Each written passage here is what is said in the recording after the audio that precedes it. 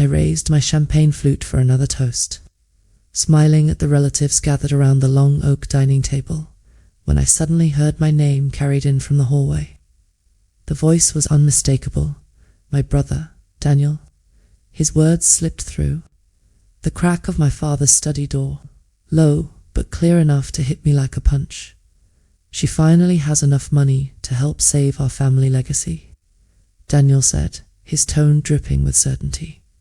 The glass stem trembled between my fingers. Then came my father's deeper voice, calm and deliberate. Let's not move too fast. Hannah has always been careful with her finances. And then my mother chimed in, sharper than either of them. The vineyard needs her investment now, not later when she feels ready. The words twisted inside. Me, the promotion I'd just celebrated, wasn't the reason for this dinner after all. This wasn't about honoring my success at Stonebridge Designs. It was a setup, a trap dressed up with wine and laughter. The glass slipped from my hand and shattered on the hardwood floor, sending dark red Cabernet splashing across my cream-colored pants and pooling around the shards. The family's signature vintage now stained the same oak planks my great-grandfather had installed over 100 years ago. I froze, chest tight, as realization sank in. They had been plotting this for weeks, maybe months, not asking me for help, expecting it. I bent down automatically, gathering the largest shards of broken crystal, my mind spinning. A thin cut opened on my finger, but I barely felt it. One number repeated in my head, $100,000, the exact amount I'd been saving for 6 years. My dream fund, my cabin near Lake Tahoe, a memory from childhood clawed its way forward. I was 12, clutching a little notebook, begging my dad to let me help with the grape harvest, to learn about fermentation alongside Daniel. My father didn't even turn fully around. "Hannah," he said over his shoulder, "your mother needs help in the kitchen. This is men's work." I'd stood at the window instead, watching as he guided Daniel through each step, while my questions went unanswered. That night, Daniel's seaminess in science earned him a trip for ice cream. Meanwhile, my academic award certificate remained taped to the refrigerator. Ignored the memory burned as I stood upright, leaving the broken glass where it lay. My hands no longer shook. I knew exactly what I had to do. I pushed open the study door. 3 heads turned toward me, my father, behind the mahogany desk, my mother perched primly in the armchair, and Daniel leaning against the bookshelves. "What were you just saying about my finances?" I asked, my voice steady, though my pulse roared in my ears. My mother recovered first, her smile smooth and polished. "We were just saying how proud we are of you, dear. That promotion is such an achievement." I looked from one face to the other. "Don't bother. I know what you're planning. You've been discussing how to get my money for weeks for Daniel's tasting room project." Her smile faltered. My father's chair creaked as he straightened, his tone shifting to steel. "Your brother has poured his whole life into this vineyard, Hannah. The Carter's name means something in this valley because of his dedication." Daniel crossed his arms smugly. "This isn't just about me. It's about our family legacy. The tasting room expansion could double revenue. It's the future." I felt anger rise hot in my chest. 6 years of saving, countless weekends working late projects, thousands of hours of sacrifice, so I could finally buy the cabin I dreamed of. And they wanted me to hand it over like it was theirs to claim. "That money is for my cabin," I said firmly. "It's my investment in my future." My mother's lips pressed into a thin line. "So you'd put a vacation home above family?" "It's not a vacation home. It's my freedom. And this," I said, sweeping my gaze across them, "isn't about family. It's about bailing Daniel out again." My father's face darkened. "You've always been selfish, Hannah. Always thinking about yourself, never appreciating what this family has given you." The words hit me harder than I wanted to admit. What had this family given me? Recognition that always came with conditions. Support that only extended as far as Daniel's needs allowed. Love that felt rationed out, never unconditional. "I'm not giving you my money," I said quietly, but firmly. "Not 1 cent." Daniel pushed off the bookshelf, eyes narrowed. "Then maybe you shouldn't consider yourself part of this family's future." The threat landed like a blade. Exclusion, the one punishment that had kept me compliant for decades. For 30 years, I'd shaped myself to fit their expectations, terrified of being cast out. But something shifted inside me in that moment. The cost of belonging had finally become too high. "I guess we'll see about that," I said, turning toward the door. Behind me came my mother's sharp gasp and my father's muttered curse. But for the first time in my life, I didn't look back. The next morning, in the quiet of my apartment, I sat staring at my laptop. My inbox pinged with a new message, and when I opened it, the words seared me like acid. I blinked, heart lurching, as I realized what I was reading. An email chain, forwarded to me accidentally by our family's financial advisor. My father had written, "We need to present this as an opportunity, not a request. Hannah has always been cautious with her money, too cautious if you ask me. With her promotion, she's finally in a position to contribute. We're thinking $100,000 for a 10% stake." Then my mother's reply emphasized the family angle. She's always wanted to be included. And finally, Daniel's note. The knife twisted deeper. Let's name it Daniel's tasting room in the paperwork. After all, I've been the one keeping the Vineyard alive while she built her little career. My stomach churned. They hadn't just planned to corner me. They'd reduced me to a walking bank account. I printed every email, slid the pages into a folder. Proof. 2 days later, I parked across the street from Hartwell and James, the law firm that had represented the Carter family since before I was born. Through the wide windows, I saw my family gathered around the polished conference table. My mother smoothing her skirt, my father checking his watch. Daniel spreading papers like a man about to seal. His triumph. An empty chair sat at the head of my chair. Instead of walking inside, I dialed the office number. "This is Hannah Carter," I said when the receptionist answered. "I'll be joining by phone only." Within seconds, my voice filled the conference. "Room speaker, Hannah darling," my mother cooed. "Don't be ridiculous. Just come inside." "I'd rather keep some distance," I replied coolly. The lawyer cleared his throat.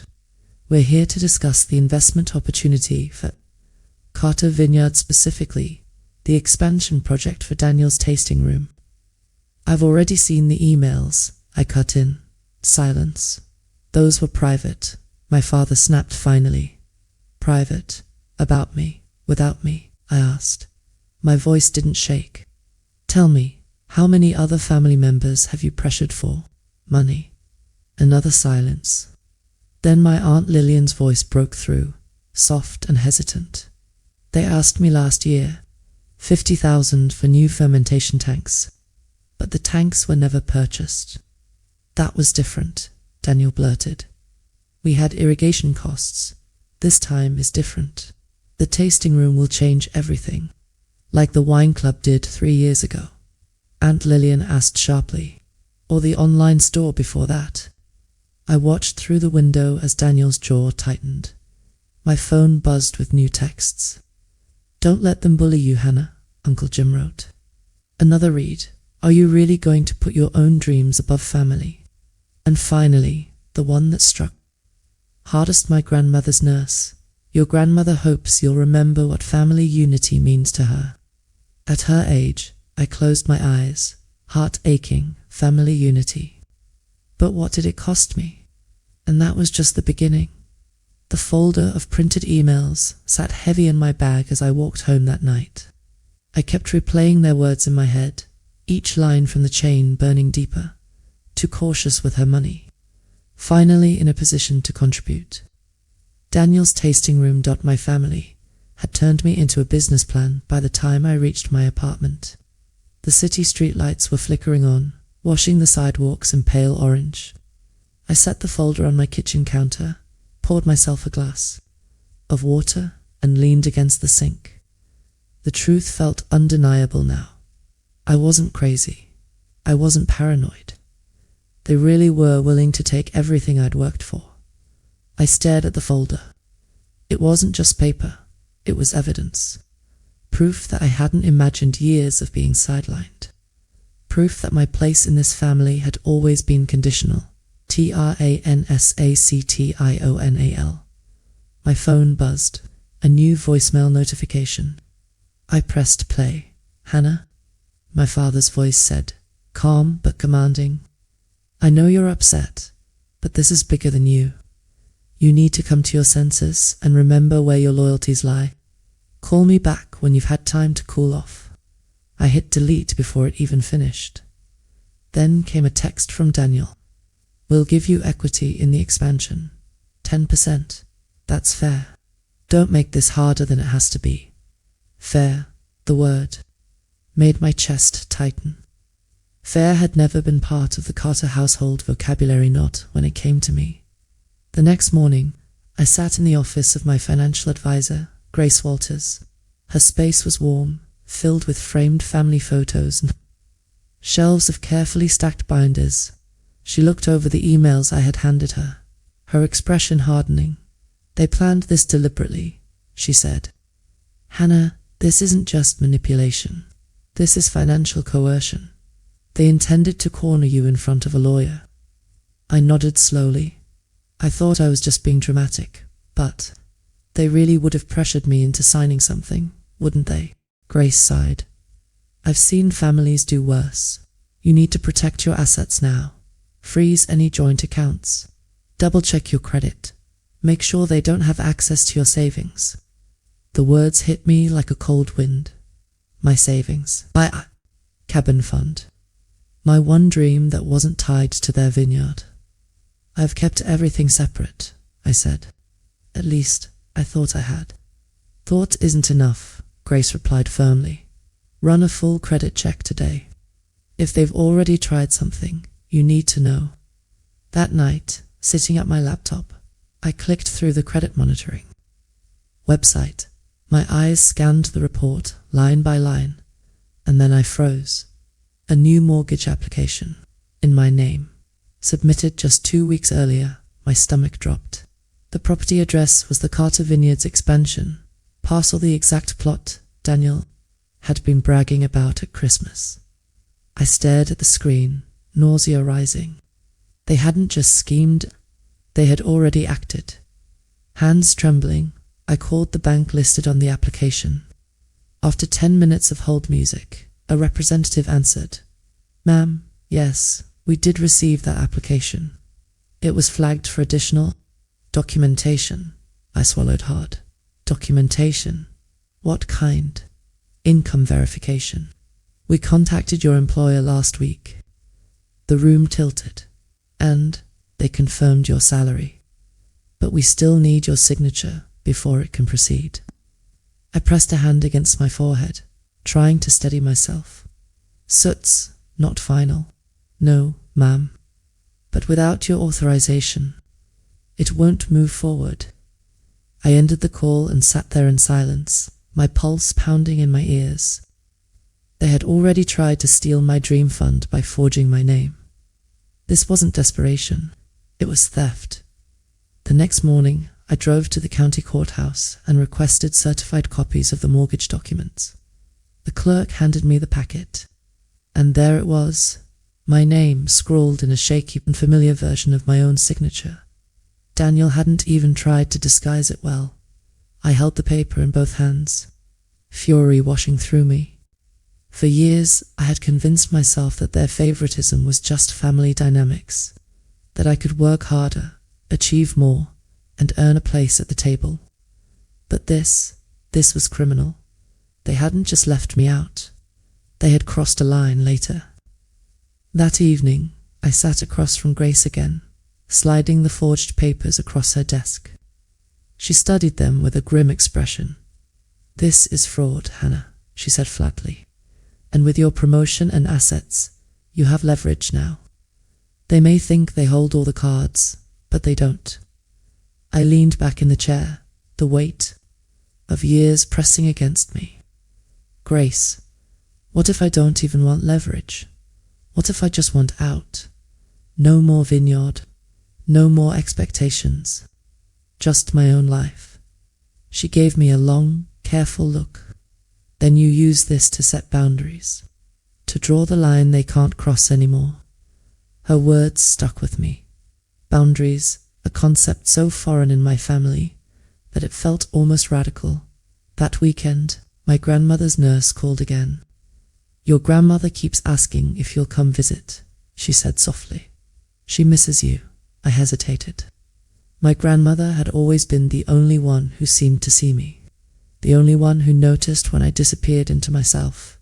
I drove out to her little cottage on the edge of the vineyard, the place she'd lived since my grandfather passed.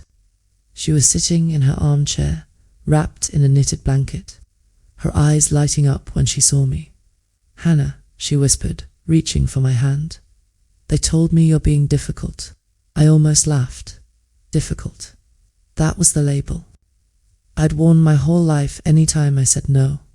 "Grandma," I said softly, "they tried to use my savings for Daniel's expansion. They even forged my name on mortgage papers." Her frail fingers tightened around mine, her voice trembling with both anger and sorrow. "I always feared this. Your father and Daniel, they believe the vineyard is the only legacy that matters. But you, my dear, you've built something of your own. Don't let them take it." Her words cracked something open in me. For the first time, I felt not just hurt, not just betrayed, but justified. When I left her cottage, I knew what I had to do. Over the next week, I built my own paper trail. Every email, every voicemail, every forged document. I made copies and stored them in 3 different places: home, at work, and with Grace. And then I started planning. The Carter family had always relied on one thing to keep me compliant: silence. The unspoken rule that you don't talk about family business outside family walls. But silence was their weapon. And I was done being unarmed. If they wanted a war, I would give them one. I just had to choose my battlefield. I used to think silence kept the peace. That if I swallowed the insults, the exclusions, the endless comparisons to Daniel, then at least I'd belong. But the forged mortgage papers sitting in my folder had burned that illusion to ash. Keeping quiet had never protected me. It had only protected them. So I chose to speak. The first step was my grandmother. I returned to her cottage 2 days later, bringing copies of the emails and the fraudulent application. She adjusted her glasses, scanning each page slowly, her lips tightening. When she finally looked up, her voice shook with fury. "They've crossed a line no Carter has ever crossed. Lying to family, yes. Cheating siblings, yes. But fraud, criminal fraud." She slapped the papers down on the table. "Not in my name." She reached for my hand. "If you decide to fight them, Hannah, you won't be alone. You have me." Her support felt like a lighthouse beam cutting through storm clouds.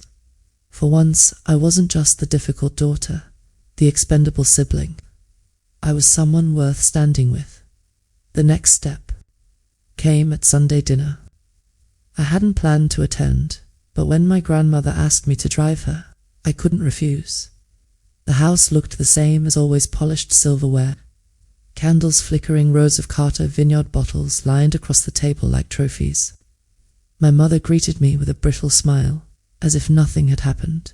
"Hannah," she said lightly, "we were just talking about the expansion. Daniel's already drafted the business plan." I set my bag down, pulled out the folder, and laid it flat in the center of the table. "Maybe you should talk about this instead." My father frowned, reaching for the papers. As his eyes skimmed the first page's own email printed in black and white, the color drained from his face. "What is this?" he demanded. Proof, I said. Proof of every lie, every scheme. Proof that you tried to sign my name on a mortgage without my consent. Daniel scoffed, though his voice cracked slightly. You can't be serious.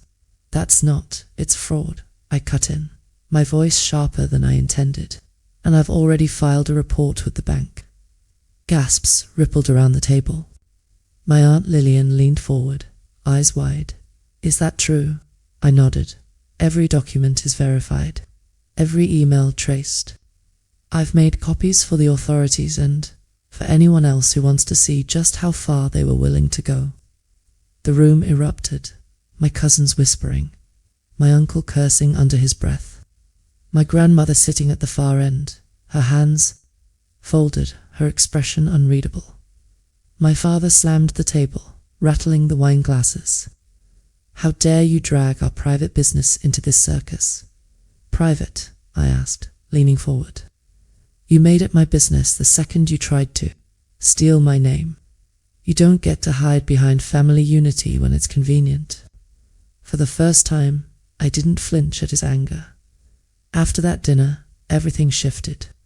The Carters had built their image on legacy, on respectability.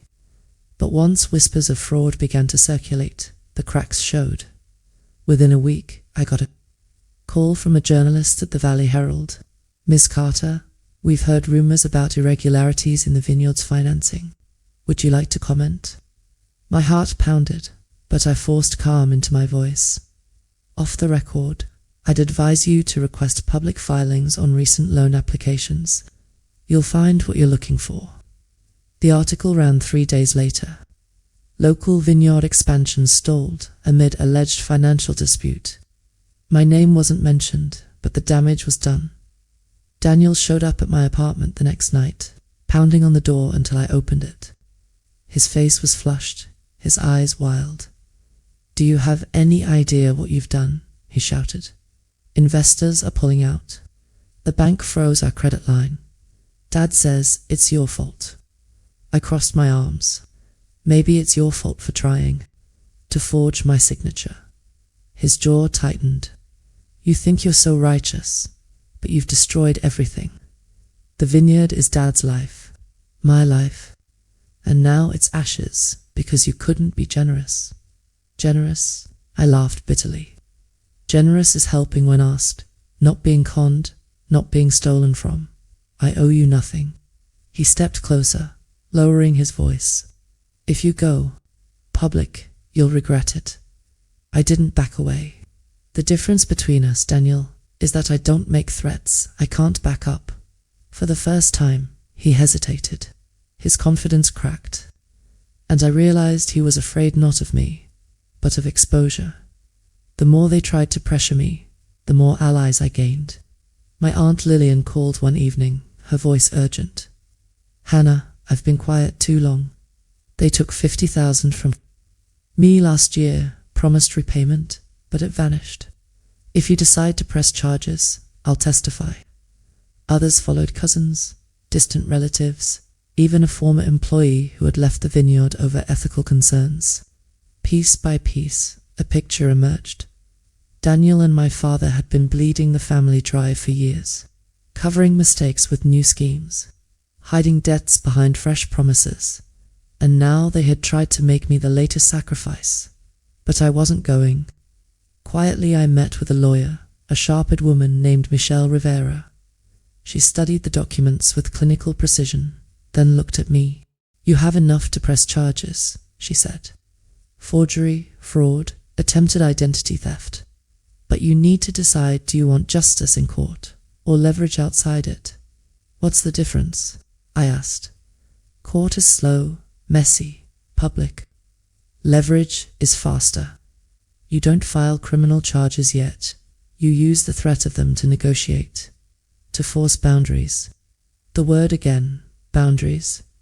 I thought of my grandmother's frail hands clutching mine, of Grace's steady voice telling me I had leverage.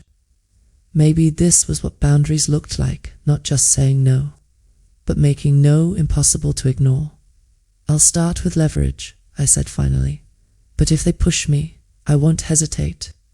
Michelle smiled. Good, that's the first real choice you've made on your terms. The confrontation came sooner than I expected. A week later, I received an invitation to a family emergency meeting at the Vineyard. When I arrived, the conference room was full. My parents, Daniel, aunts and uncles. Even my grandmother, wheeled in by her nurse.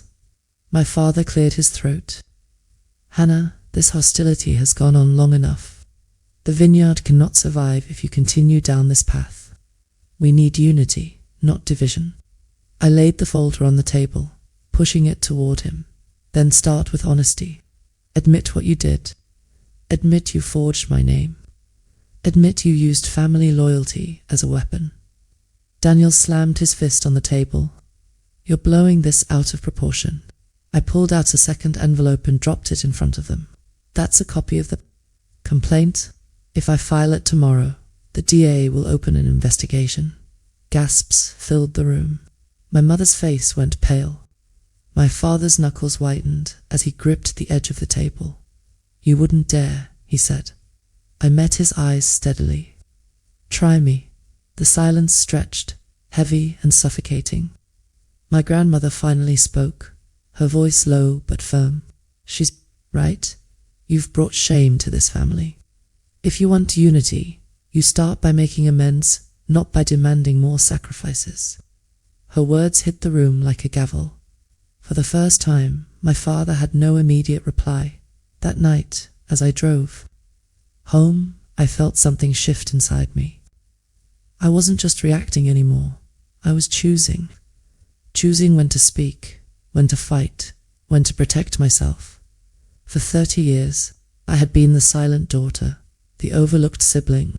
But now, with the truth in my hands, I finally understood. Something my family never had. Silence doesn't keep the peace. Silence only feeds the lie. And I was done being silent. The vineyard always looked its most beautiful in September.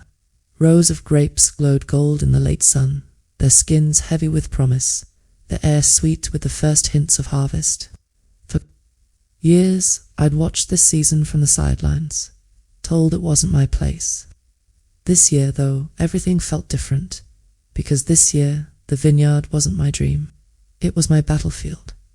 Word of the family emergency meeting had leaked beyond the walls of our house. Investors were nervous. Journalists were circling, and the Carters, once untouchable, suddenly looked fragile. I should have felt satisfied, but instead I felt wary. My family had built a lifetime of schemes. They wouldn't surrender quietly. That wariness proved right when Michelle, my lawyer, called late one evening. Your brother just filed a temporary injunction against you, she said. I blinked. Against me. For what he claims you breached a fiduciary duty to the family business by interfering with investor contracts. He's painting you as the saboteur. My stomach twisted. Daniel's last card flipped the story. Make me the villain. What happens now? I asked. Court hearing in 2 weeks, but don't panic. His evidence won't hold. You have the emails, the forged mortgage, the witnesses. This is desperation. Desperation, yes, but also danger. Daniel had nothing left to lose, and men with nothing left to lose are unpredictable. 2 nights later, I found out just how far he was willing to go. I came home from work to the smell of smoke, heart racing. I ran to my balcony and saw its flames licking up from the dumpster behind my apartment building. The fire department arrived quickly, putting it out before it spread. But when the chief came to speak with me, his words made my skin crawl. Someone tossed in shredded documents, soaked in lighter fluid, looked deliberate. Documents. I ran inside, checking my files. My duplicate copies of the Vineyard emails, the ones I'd hidden in my closet, were gone. Daniel had been here. The next morning, I met with Michelle again, handing over my last, untouched set of documents from Grace's office. He's escalating, I said, voice trembling. Michelle nodded grimly. Then we escalate too. We file the fraud complaint. No more leverage games. We take this to the DA. Something inside me steadied at her words.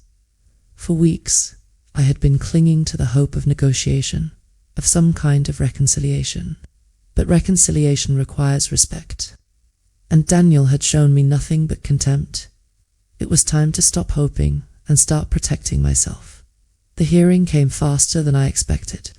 A grey Monday morning, the courthouse buzzing with reporters. I walked in with Michelle at my side, my grandmother in her wheelchair behind us, her nurse guiding her gently forward. Daniel sat at the petitioner's table, jaw tight, suit too sharp for his shaking hands.